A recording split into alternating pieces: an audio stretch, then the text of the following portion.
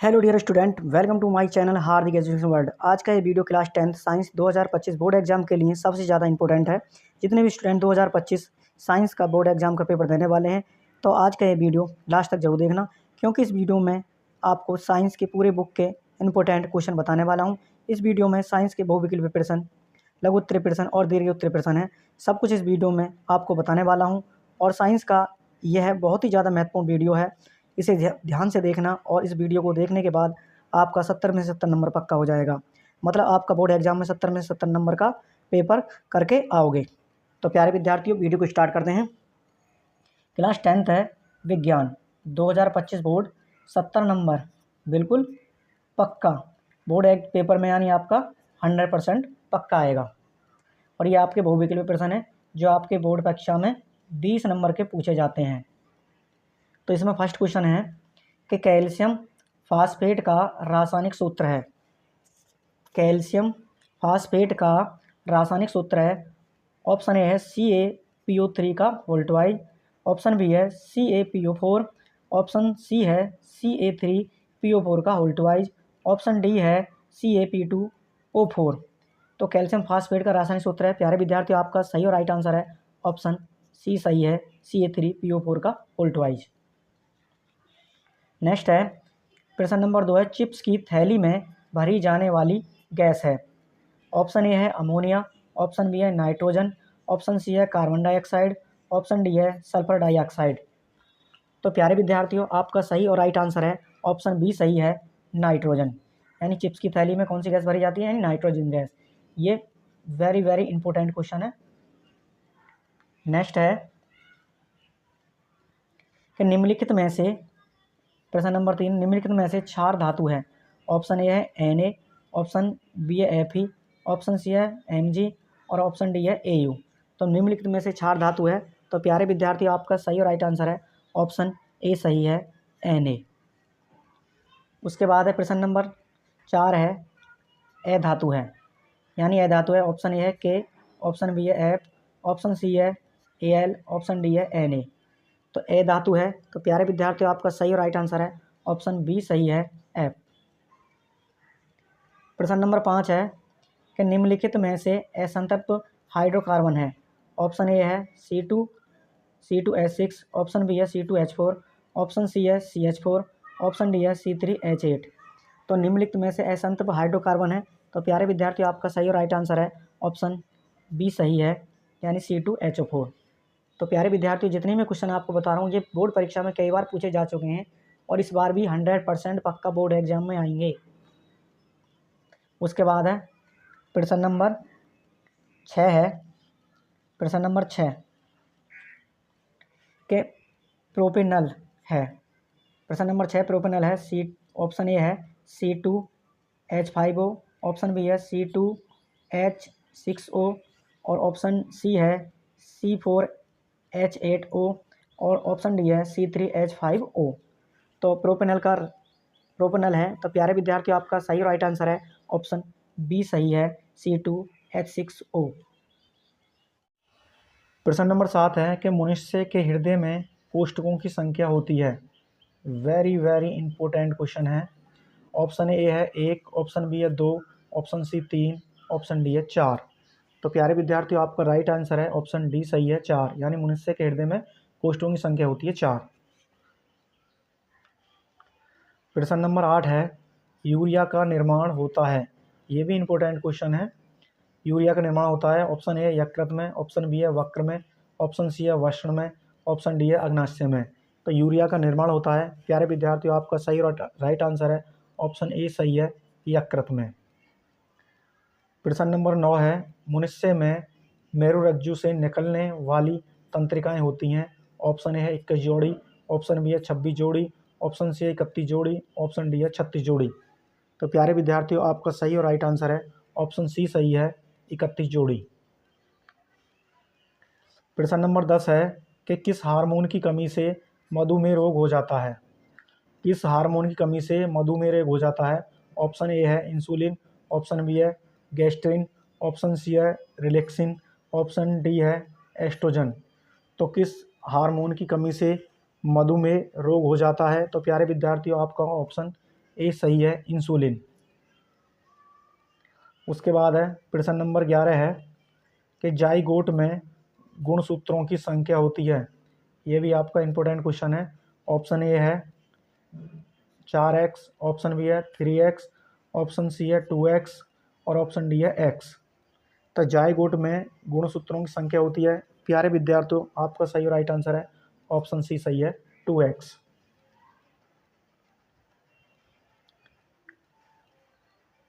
प्रश्न नंबर 12 है मुकुलिन पाया जाता है। ये भी आपका इंपॉर्टेंट क्वेश्चन है। मुकुलिन पाया जाता है प्लेनेरिया में, ऑप्शन ए है प्लेनेरिया में, ऑप्शन बी है हाइड्रा में, ऑप्शन सी है लीशमानिया में, ऑप्शन डी है इन सभी में। तो प्यारे विद्यार्थियों, आपका सही और राइट आंसर है ऑप्शन बी सही है, यानी हाइड्रा में। मुकुलिन पाया जाता है हाइड्रा में। प्रश्न नंबर 13 है मनुष्य में गुणसूत्रों की संख्या होती है। ये भी वेरी वेरी इंपॉर्टेंट क्वेश्चन है। ऑप्शन ए है 44, ऑप्शन बी 46, ऑप्शन सी 42 और ऑप्शन डी है आपका यहाँ पर 47। तो मनुष्य में गुणसूत्रों की संख्या होती है option A 44, option B 46, option D 42, option A 44, option B 46, option C है 42 और ऑप्शन डी है 47।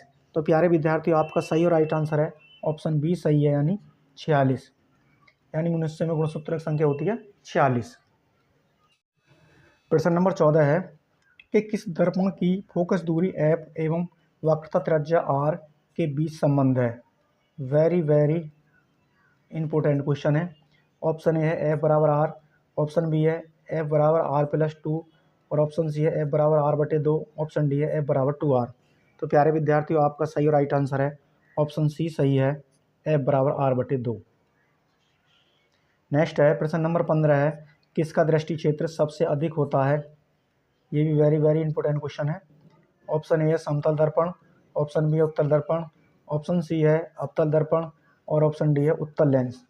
तो प्यारे विद्यार्थी, इसका सही और राइट आंसर है ऑप्शन बी सही है, उत्तल दर्पण, यानी किसका दृष्टि क्षेत्र सबसे अधिक होता है, उत्तल दर्पण का।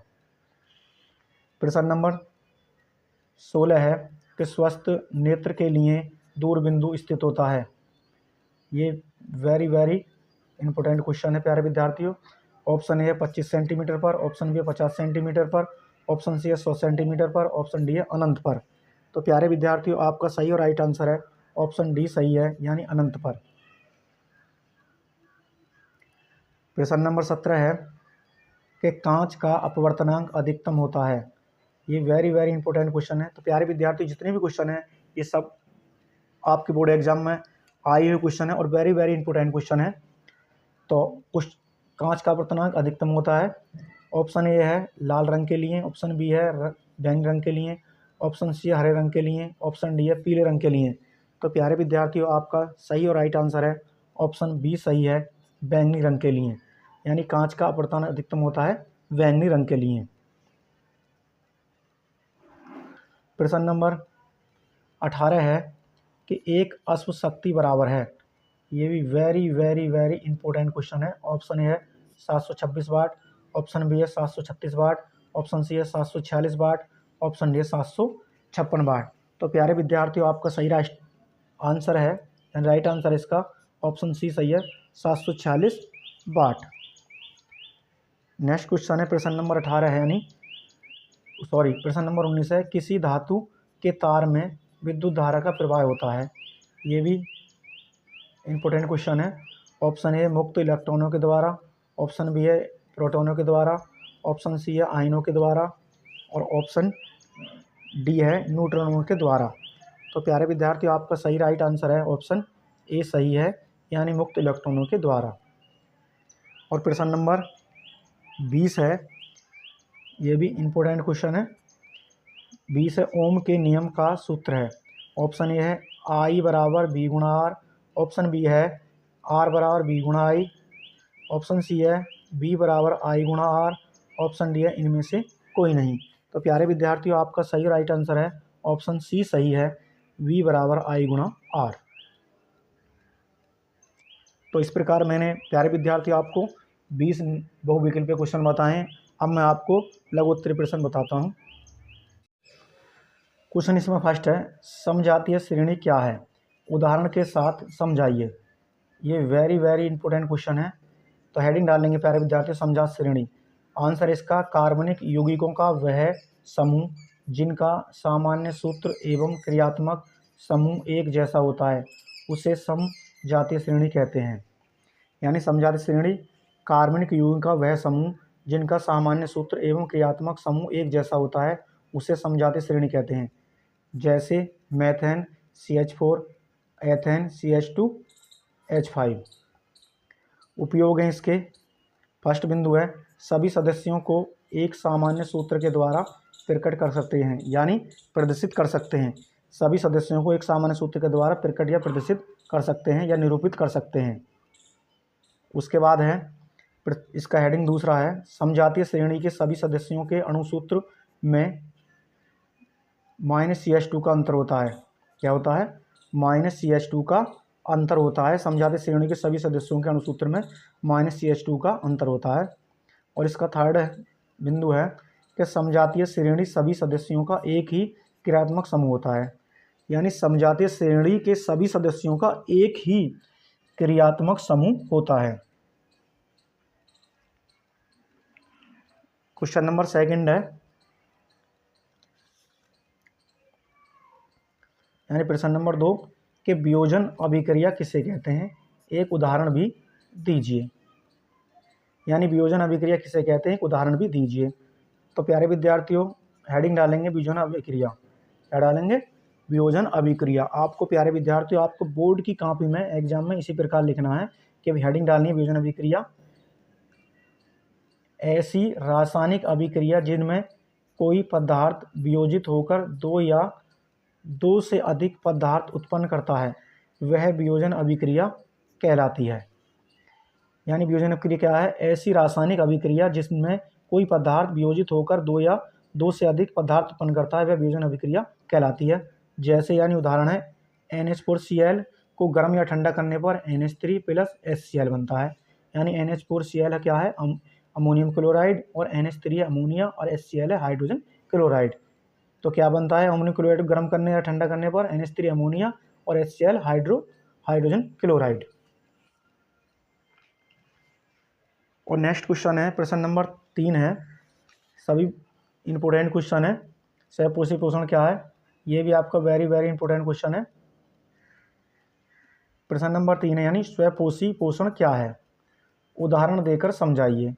तो प्यारे विद्यार्थियों हेडिंग डालेंगे आप स्वपोषी पोषण। और प्यारे विद्यार्थियों आपको बोर्ड परीक्षा में मैं आपको बहुत ही महत्वपूर्ण बात बता रहा हूँ कि आपको अपनी राइटिंग यानी अपनी लिखाई पर विशेष ध्यान देना है। अगर आप साफ लिखते हैं तो आपको बोर्ड एग्जाम में अच्छे नंबर प्राप्त होंगे। अगर आपने सही भी लिखा है और बहुत ही गंदा लिखा है तो उससे एग्जामिनर नंबर आपके काट लेगा। तो आपको अगर गलत भी लिखते हो एक बार को और आपका राइटिंग बढ़िया है तो आपको नंबर एग्जाम में एग्जामिनर जरूर देगा। तो स्वपोषी पोषण है वे जीव जो अपना भोजन स्वयं बना लेते हैं तथा दूसरे जीवों पर निर्भर नहीं रहते हैं वे स्वपोषी कहलाते हैं। और पोषण की इस प्रक्रिया को स्वपोषी पोषण कहते हैं। यानी स्वपोषी पोषण क्या है? वे जीव जो अपना भोजन स्वयं बना लेते हैं तथा दूसरे जीवों पर निर्भर नहीं रहते वे स्वपोषी कहलाते हैं। और पोषण की इस प्रक्रिया को स्वपोषी पोषण कहते हैं। जैसे सभी हरे पेड़ पौधे, जैसे हैं हरे पौधे CO2 तथा यानी कार्बन डाइऑक्साइड तथा जल यानी H2O से पर्णहरित तथा सौर प्रकाश की उपस्थिति में प्रकाश संश्लेषण प्रक्रिया द्वारा कार्बनिक भोज्य पदार्थों का संश्लेषण कर लेते हैं। यानी हरे पौधे कार्बन डाइऑक्साइड तथा जल से पर्णहरित तथा सौर प्रकाश की उपस्थिति में प्रकाश संश्लेषण प्रक्रिया द्वारा कार्बनिक भोज्य पदार्थों का संश्लेषण कर लेते हैं। अब है क्वेश्चन नंबर, हमारा चौथा क्वेश्चन है, इंपॉर्टेंट क्वेश्चन है। ये भी वेरी वेरी इंपॉर्टेंट क्वेश्चन है। यानी इसमें है उत्सर्जन किसे कहते हैं, मनुष्य के शरीर में कौन कौन से उत्सर्जी अंग पाए जाते हैं। उत्सर्जन किसे कहते हैं, मनुष्य के शरीर में कौन कौन से उत्सर्जी अंग पाए जाते हैं। हेडिंग डालेंगे आप उत्सर्जन। शरीर में उपापचय क्रियाओं के फलस्वरूप बनने वाले हानिकारक नाइट्रोजन युक्त अपशिष्ट पदार्थों को शरीर से बाहर निकालने की क्रिया को उत्सर्जन कहते हैं। यानी उत्सर्जन की परिभाषा है शरीर में उपापचय क्रियाओं के फलस्वरूप बनने वाले हानिकारक नाइट्रोजन युक्त अपशिष्ट पदार्थों को शरीर से बाहर निकालने की क्रिया को उत्सर्जन कहते हैं। और उत्सर्जी अंग हैं प्यारे विद्यार्थियों, फर्स्ट है वक्र और सेकंड त्वचा, थर्ड है यकृत। यानी उत्सर्जी अंग कौन कौन से हैं? वक्र, त्वचा और यकृत। प्रश्न नंबर आपका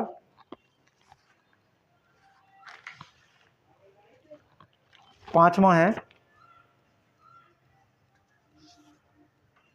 ये भी आपका वेरी वेरी इंपॉर्टेंट क्वेश्चन है। इसमें कह रहा है कि चुंबकीय बल रेखाओं से क्या तात्पर्य है? चुंबकीय बल रेखाओं के गुण लिखिए। तो आंसर लिखेंगे और उसके बाद हेडिंग डालेंगे चुंबकीय बल रेखाएं। तो किसी चुंबकीय क्षेत्र में बल रेखाएं वे काल्पनिक रेखाएं हैं। किसी चुंबकीय क्षेत्र में बल रेखाएं वे काल्पनिक रेखाएं हैं जो चुंबकीय क्षेत्र की दिशा को अविरत रूप से प्रदर्शित करती हैं। यानी किसी चुंबकीय क्षेत्र में बल रेखाएं वे काल्पनिक रेखाएं हैं जो चुंबकीय क्षेत्र की दिशा को अविरत रूप से प्रदर्शित करती हैं। और चुंबकीय बल रेखाओं के गुण हैं, हेडिंग डालेंगे प्यारे विद्यार्थियों। इसमें है, पहला है कि चुंबकीय बल रेखा के किसी बिंदु पर खींची गई स्पर्श रेखा उस बिंदु पर चुंबकीय क्षेत्र की दिशा को प्रदर्शित करती है। यानी इसका फर्स्ट हेडिंग जो है वो है चुंबकीय बल रेखाओं के किसी बिंदु पर खींची गई स्पर्श रेखा उस बिंदु पर चुंबकीय क्षेत्र की दिशा को प्रदर्शित करती है। और इसका सेकंड गुण है कि चुंबकीय बल रेखाएं एक दूसरे को कभी नहीं काटती हैं। यानी चुंबकीय बल रेखाएं एक दूसरे को कभी नहीं काटती हैं क्योंकि एक बिंदु पर चुंबकीय क्षेत्र की दो दिशाएं संभव नहीं हैं। क्यों नहीं काटती हैं? क्योंकि एक बिंदु पर चुंबकीय क्षेत्र की दो दिशाएं संभव नहीं हैं। और क्वेश्चन नंबर प्यारे विद्यार्थियों 6 है,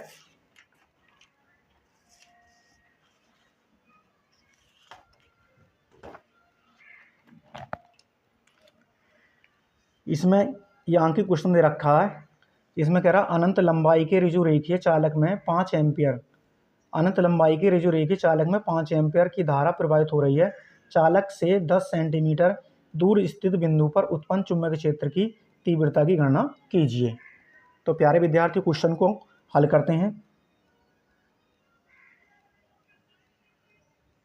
जैसे कि हमें दिया है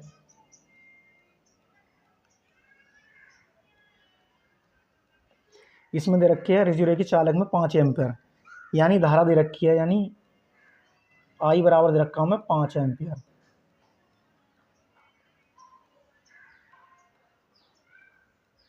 धारा प्रवाहित हो रही है चालक से 10 सेंटीमीटर दूर स्थित, यानी ये हमें दे रखी है दूरी, यानी आर बराबर दे रखी है हमें 10 सेंटीमीटर।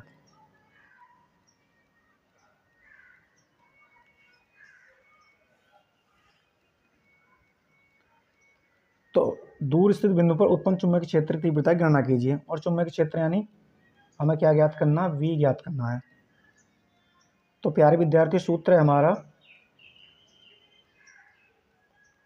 यानी V बराबर 2 गुणा 10 की घात -7 इंटू आई बटे आर से। तो इस सेंटीमीटर में इनके मीटर बना लेता हूँ। तो 10 बटे क्या कर लूँ 100, तो ये हो जाएंगे हमारे 10 गुणा 10 की घात -2, यानी घात ऊपर चले जाएंगे, ये हो जाएंगे हमारे मीटर। तो ये हो जाएगा बराबर 2 गुणा 10 की घात -7 और गुणा आई की वैल्यू कितनी है 5 और बटे में आर कितना हमारा 10 की घात -2। तो प्यारे विद्यार्थी इसको हल करते हैं। ये 10 यानी यहाँ लिखा जाएगा 10 गुणा 10 की घात -2। तो इसे कैंसिल करते हैं, यानी 2 से कैंसिल करते हैं, इसे 2 पंजे 10 और 5 एकम 5। तो आपका यहाँ बचा बराबर 1 की गुणा करेंगे 10 की घात -7, 10 की घात -7 और बटे में आ जाएगा आपका कितना 10 की घात -2। क्या करेंगे 10 की घात -7, ये घात ऊपर चले जाएंगे माइनस के, तो ऊपर जाके प्लस की हो जाएंगे, तो प्लस के हो जाएंगे 2। तो ये बचेंगे आपके 10 की घात 7, यानी प्लस की माइनस की घात ज़्यादा है प्लस कम है, तो माइनस की बचेंगी 5। तो इस प्रकार हमारा चुंबक क्षेत्र कितनी आ जाएगी ना, बी बराबर 10 की घात -5 और इसका मात्रक होता है न्यूटन प्रति एम्पियर मीटर। और यही प्यारे विद्यार्थी आपका क्या है आंसर है। तो भी बराबर हो जाएगा 10 की घात -5 न्यूटन एम्पियर प्रति मीटर।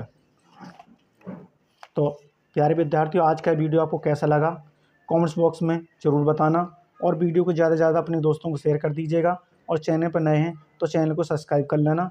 तो प्यारे विद्यार्थियों, बस आपसे मेरी यही रिक्वेस्ट है कि आप दिन रात एक कर दीजिएगा, और समय बहुत कम बचा है बोर्ड एग्ज़ाम के लिए, जिससे आपके बोर्ड एग्ज़ाम में अच्छे नंबर आ सकें और आपके माता पिता का नाम रोशन हो सके, स्कूल का भी नाम रोशन हो सके और आपके गांव और शहर का भी नाम रोशन हो सके। तो प्यारे विद्यार्थियों, आपसे बस यही कहना है, अगर आप चैनल पर नए तो मेरे चैनल को सब्सक्राइब कर लीजिएगा, और वीडियो को ज़्यादा से ज़्यादा अपने दोस्तों को शेयर कीजिएगा, क्योंकि वीडियो बनाने में बहुत मेहनत करनी पड़ती है।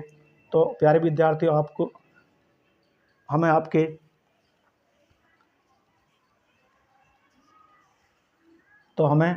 आपके सहयोग की बहुत ज़्यादा ज़रूरत है।